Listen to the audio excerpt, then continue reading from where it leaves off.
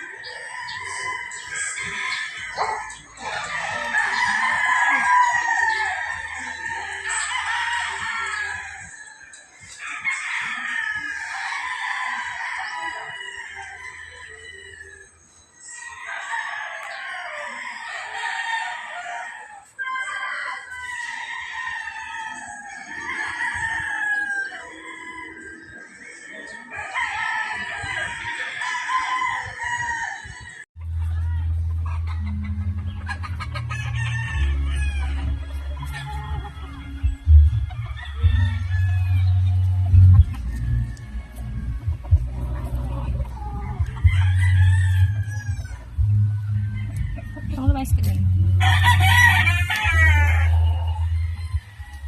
May net kasi pangit.